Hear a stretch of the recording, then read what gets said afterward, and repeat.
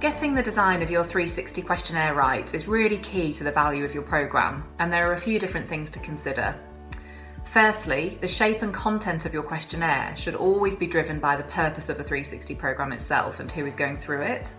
So is the programme aimed purely at development, or is there a performance-related element? Is it your senior leaders who are going through, or is it part of a junior talent development programme?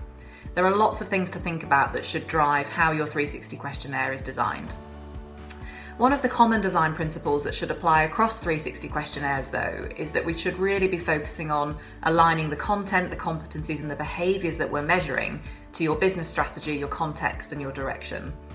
Not only will this ensure that you're developing and assessing your people against the critical behaviours that will drive your business forward, but it also gives you another use for the 360, to use it as a vehicle to communicate what's expected and what's important in terms of your behaviours and competencies.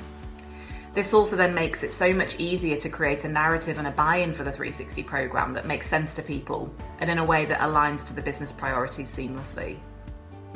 When it comes to designing your actual 360 questions, there are some other best practice principles that I'd always recommend you apply.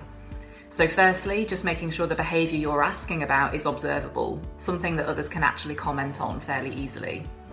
Secondly, thinking about the language you're using. Does that language align to your internal frameworks and your style? And thirdly, will it resonate with people and make sense? So is the competency or behaviour that you're measuring appropriate to the level of the individuals? Think about whether or not you might need to level your questionnaires according to role expectations and seniority.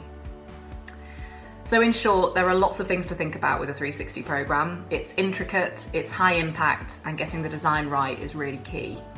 360 is undoubtedly one of the best ways to heighten levels of self-awareness, and in turn, one of the best ways of driving the development of your individuals and your teams.